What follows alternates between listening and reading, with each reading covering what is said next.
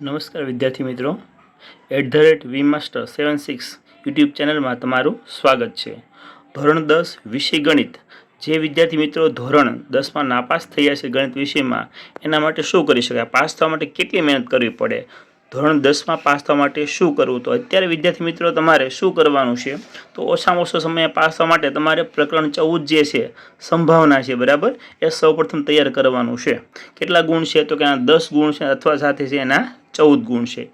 એ સંભાવના કમ્પ્લીટ થાય, બરાબર, ત્યાર પછી પ્રકરણ 13 જે છે આંકડાશાસ્ત્ર, મધ્યક, મધ્યસ્થ અને બહુલક, કે જેના 14 ગુણ છે અથવા સાથે છે એના 16 ગુણ છે।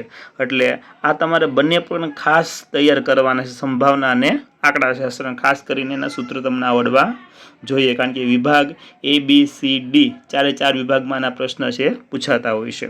તો આના માટે ખાસ તમારે આ બે પ્રકરણ તૈયાર કરવાના, પાસ થવા માટે ખૂબ અગત્યના છે। ત્યારબાદ પ્રકરણ 6 આપેલું છે। પ્રકરણ 6 છે એમાં ત્રિકોણમાં ફક્ત તમારે પ્રમેય 6.1 ને 6.2 આ બેઝ કરવાના છે, બાકીનું અથવામાં છે નીકળી જવાનું છે।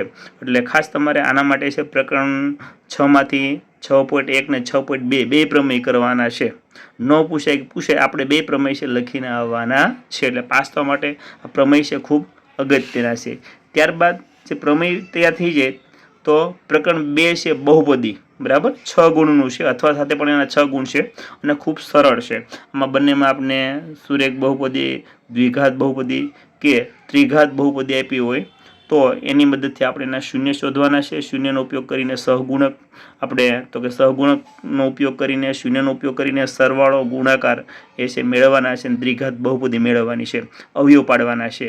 એટલે આપણા માટે આ બહુપદી છે પ્રકરણ ખૂબ અગત્યનું છે, ધોરણ 9માં પણ આપણને આપેલું છે। એ થઈ જાય એટલે પ્રકરણ 7 પહેલાં આપણે પ્રકરણ તો કે 14, 13, 6 અને 2 આટલા કમ્પ્લીટ કરશું, જેથી કરીને પાસ થવાય એટલું 26 માર્ક આવી જાય, એટલે 100 એ 33। એ થઈ જાય એટલે પ્રકરણ 7 છે એમાં યામ ભૂમિતિ છે, બરાબર, તો કે બે બિંદુ વચ્ચેનું અંતર મેળવવાનું છે, યામ ભૂમિતિ 8 માર્ક અથવા સાથે એના 11 માર્ક છે। એટલે આપણે યામ ભૂમિતિ પર ખાસ ફોકસ કરશું। એમાં એનું સૂત્ર આપણને આવડવું જોઈએ। સૂત્ર આધારે તો કે ત્રિકોણ છે, દ્વિબાજુ ત્રિકોણ છે, સમબાજુ ત્રિકોણ છે, વિષમબાજુ ત્રિકોણ છે, અથવા ચોરસ છે, લંબચોરસ છે, સમબાજુ ચતુષ્કોણ છે, અને અલગ અલગ પ્રકાર છે, બરાબર। એના આધારે માહિતી આપણે મેળવવાની હોય તો બે બિંદુ વચ્ચેનું અંતર મેળવવાનું, સમીકરણ મેળવવાનું, અને બે બિંદુઓ આપ્યા હોય, 3 બિંદુઓ આપ્યા હોય તો એમાં ગુણોત્તર આપ્યો તો ગુણોત્તર મેળવવાનો, અથવા ગુણોત્તર આપ્યા તો એના પરથી બિંદુ મેળવવાના। ત્રિભાગ બિંદુનો આમ છે મોટાભાગે પૂછાતા હોય છે, એટલે ખાસ આપણે આના માટે છે એ જોશું।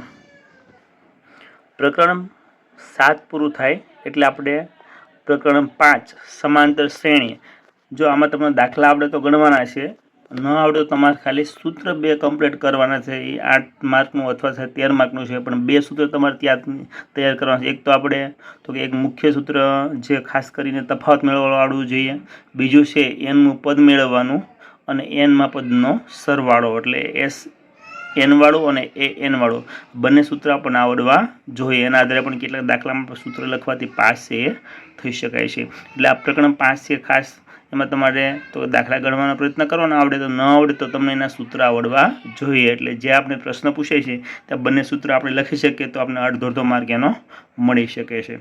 સમાંતર શ્રેણી કમ્પ્લીટ થઈ જાય એટલે પ્રકરણ 10 જે છે વર્તુળવાળું છે, બરાબર, તો વર્તુળમાં ખાલી જગ્યા હોય છે, તો ખાલી જગ્યા તમને આવડે એવી હોય છે કે સમરૂપ છે કે એકરૂપ છે, અથવા તો કેટલા સ્પર્શકો સ્પર્શી શકે બહારના બિંદુમાંથી, અંદરના બિંદુમાંથી, અથવા સમાંતર સ્પર્શકોની સંખ્યા કેટલી, આવા પ્રશ્ન છે તમને આમાંથી પૂછી શકે છે। એ ઉપરાંત ખાસ તમારે કરવાનું છે પ્રમેય 10.1 ને 10.2 આ ખૂબ અગત્યના છે। પ્રમેય 10.1 ને 10.2 3 માર્કમાં તમને પૂછશે, એટલે આમાંથી જો તમે તૈયાર કર્યું તો પ્રમેય છે બંને તૈયાર કરી શકો છો, જેથી કરીને પાસ થવામાં સરળતા રહે। એ ઉપરાંત વિદ્યાર્થી મિત્રો વિભાગ એ જે છે 24 માર્કનો છે, બરાબર, એમાં તો કે તમને ઓપ્શન આપેલા છે 4 ઓપ્શનવાળા, પછી ખાલી જગ્યામાં 2 ઓપ્શન કે 3 ઓપ્શન તમને આપેલા હોય એવા, પછી ખરા ખોટા 1-1 માર્કના પ્રશ્ન, જોડકા જોડો, તો આ તમને આવડે એવા હોય છે, બરાબર। એટલે વિભાગ એમાં થોડી મહેનત કરીએ તો આરામથી આપણે 26 માર્ક્સ એ લાવી શકીએ છીએ। જો તમને માહિતી સારી લાગી હોય તો વિડીયોને લાઇક કરો, શેર કરો, સબસ્ક્રાઈબ કરો, બીજાને શેર કરો। આ યુટ્યુબ ચેનલને છે સબસ્ક્રાઈબ કરો, તમને આપણી યુટ્યુબ ચેનલમાં આના વિડીયો છે મોકલે. આંકડાશાસ્ત્રમાં મધ્યક, મધ્યસ્થ અને બહુલકના એક દાખલાઓ છે એની રીત છે શીખવાડેલી છે, ત્યાંથી તમે મેળવી શકો છો. અને ડેલી છે આપણે એક વિડીયો છે અપલોડ કરશું, જેથી કરીને તમને શીખવામાં સરળતા રહે. અહીં બી પ્રશ્નો હોય એવા તો વિડીયોને લાઈક અને શેર કરશો. Thank you.